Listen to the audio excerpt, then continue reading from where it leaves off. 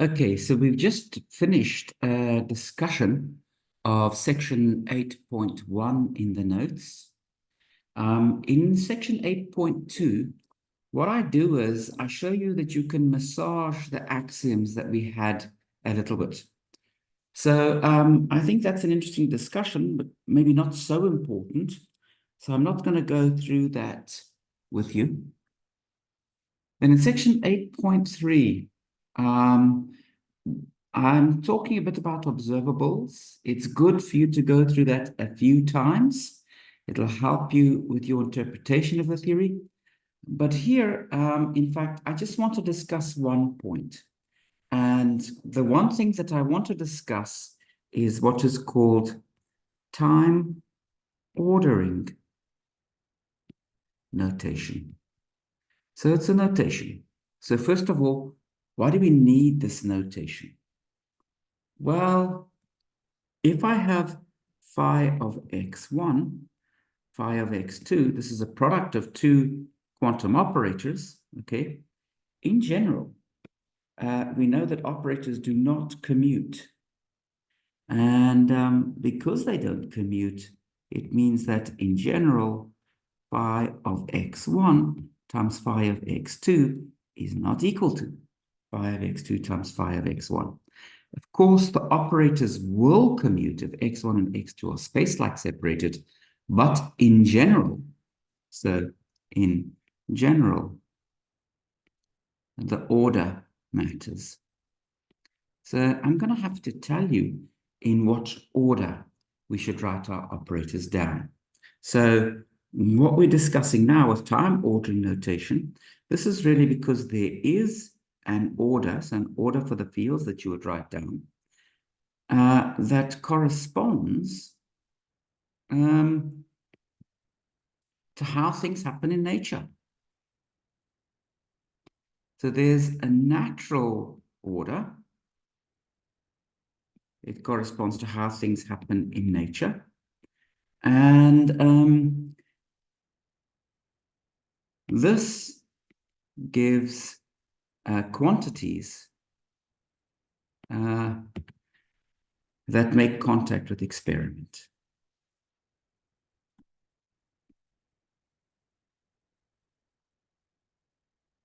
And in fact, this order is what we call the time ordered product.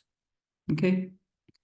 So we're discussing the time ordered product, and the time ordering notation is a way to write things in time ordered product.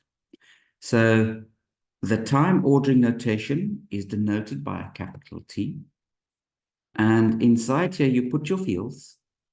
Now, the order of fields inside this bracket has absolutely no meaning. So, for example, this is exactly equal to this quantity here, okay? I've swapped x1 and x2, and I've swapped x3 and x4. Basically, it doesn't matter what order you write the operators down in. So what determines the order? Well, it's the times. So inside each of these x's, these are 4 vectors, the 0th component is the time component. Now let's imagine that T3 is the biggest time. It's bigger than T2. T2 itself is bigger than T4, and T4 is bigger than T1. Then when writing down the order of the operators, we would first of all write down phi of x3. So the biggest time goes first. Then we would write phi of x2, that's the next biggest time. Then phi of x4, and then finally phi of x1. So both of the expressions above corresponds to this product of the operators. You write down the largest time first. Now, when you think about largest time, what does that mean? The latest time. Okay, so largest time. So so largest time, I'm calling this the latest.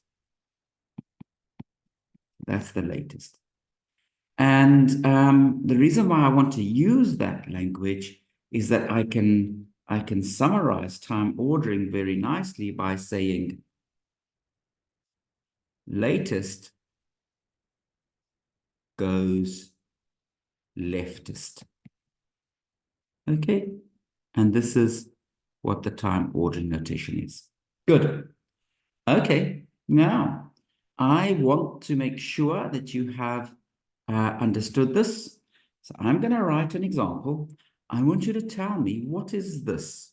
So I want the time ordered product, phi of x1, phi of x2, phi of x3, phi of x4. What is this equal to if, and this is the relative sizes of the times. Okay, so here just above we had an example. Now I want you to write down what is the ordering of the fields in this case. So pause the video now, work through it, write down the product of your fields, and only unpause when you've written down some product. Okay, do you have a product? Very good. Now, one of the things that I did, which was a little bit sneaky, when we were writing the times up here, I used greater than signs, but when I'm writing the signs down here, I use less than signs, okay? So I was intentionally being a bit sneaky. Sorry about that. But if you take a look at the blue box, which time is the biggest time? Well, it's T4. So we'll start off with phi of x4. What's the next biggest time? That's T3. So then we will have phi of x3. What's the next biggest time? It's T2. So we'll have phi of x2. And the smallest time is T1. So then we'll have phi of x1. Good. So that's the time ordering notation. Here's another one that I'm not going to go through with you, but okay, in fact, we'll talk about that in a moment. Let me introduce a little bit more notation. So I want to introduce the theta function, also called the Heaviside function. So theta of t is equal to 1 if t is greater than or equal to 0, and it's equal to 0 if t is less than 0. Okay? Using the Heaviside function, I can write down an expression for the 2-point function. So we've got phi of x1, phi of x2. Now, what happens if t1 is bigger than t2? So that'll be the case when theta of t1 minus t2 is 1. Well, when t1 is bigger than t2, time ordering tells us, write the biggest time first, that's phi of x1, and then phi of x2. Okay? So this is, that first term is only non-zero when t1 is bigger than t2, bigger than or equal to. And when t1 is bigger than or equal to t2, this is the correct time ordered product.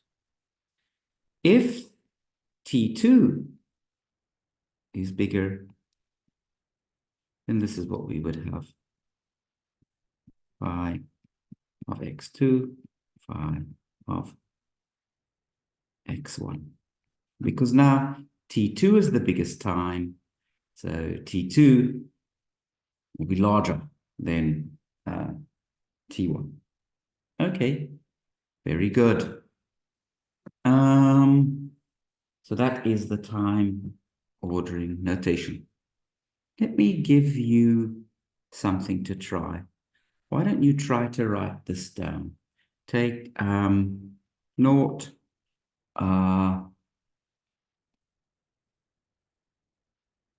let's take phi of x1, phi of x2, phi of x3, and then depending on which time is the biggest, which one is second biggest and which one is the smallest, you'll be able to write down the different terms in this time-ordered product. So why don't you try to do this? And if you work this out correctly, this should be a sum of 6 terms. Why 6 terms? Well, 6 is 3 factorial, and that corresponds to the number of ways of permuting 3 objects. And you see, it's because when we write down the different sizes of the times, in the first slot here, I could have written T1, T2, or T3. Then I could have written any one of the 2 remaining times, and then the final time. So there's a total of 3 factorial ways of ordering the times. If you were studying a product of n fields, there would be a total of n factorial terms. And that's what we mean by the time ordering notation.